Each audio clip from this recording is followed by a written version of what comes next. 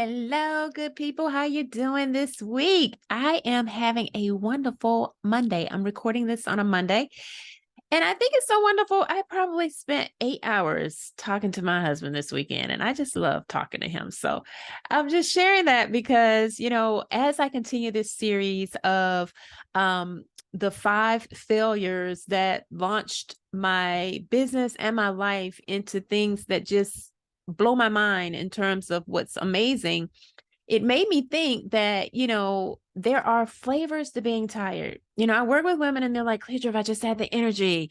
And I can remember struggling with energy as well.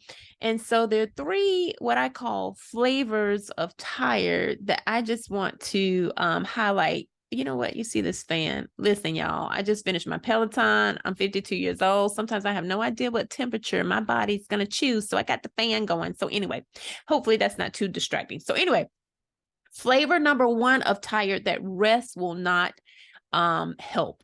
This is the kind of tired where you are getting sleep, you're eating right. I'm assuming all those things are right. And if you're still tired, this is what I found is usually the case. Number one, you're doing what you don't enjoy.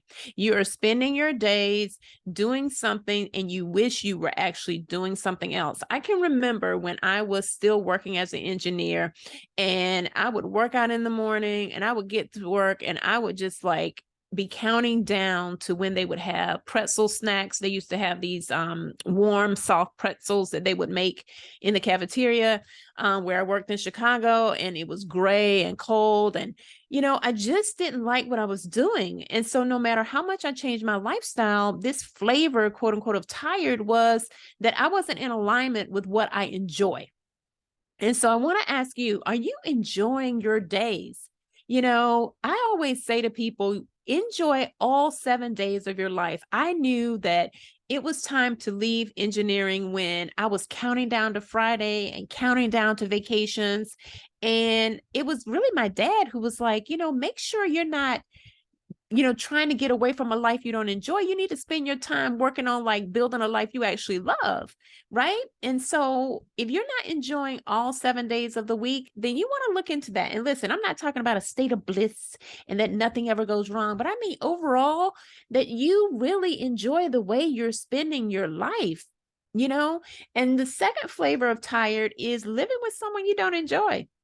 I thought about this, like I mentioned, that I spent 8 hours talking to my husband on Saturday, and we were just talking about ministry and the things we're going to do in the fall. And we were talking about the different vacations we want to take, and basically just talking about a vision for us and just checking in. You know how you just need to check in sometimes with your spouse on a deeper level.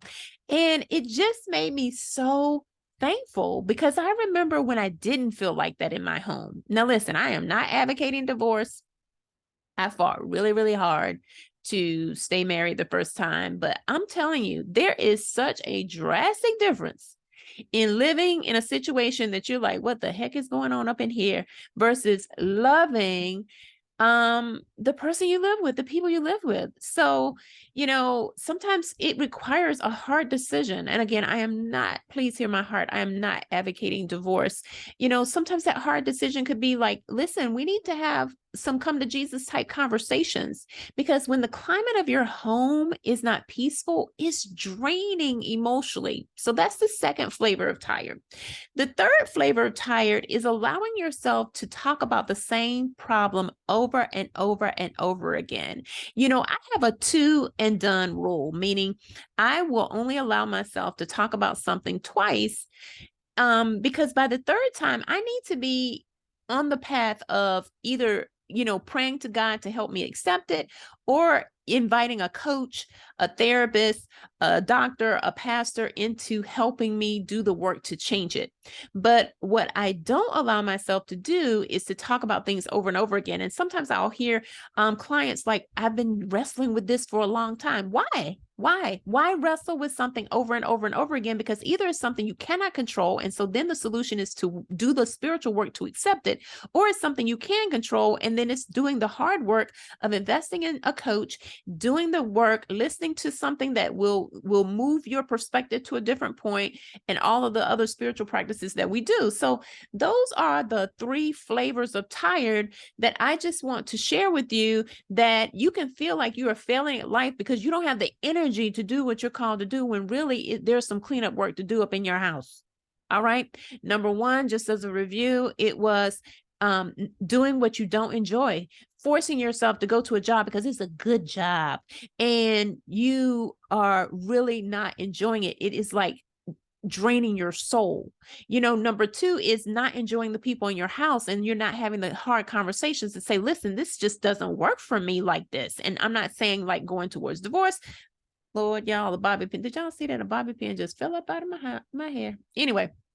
And number 3 is talking about the same thing over and over again and not being solution focused. Okay.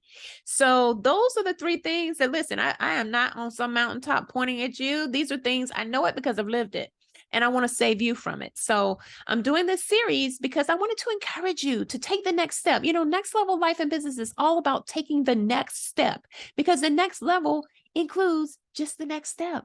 All right. So that's what I have for you this week. Listen, if you have not signed up for my masterclass, it's coming up on June 18th at the time of this video, June 18th, 2023.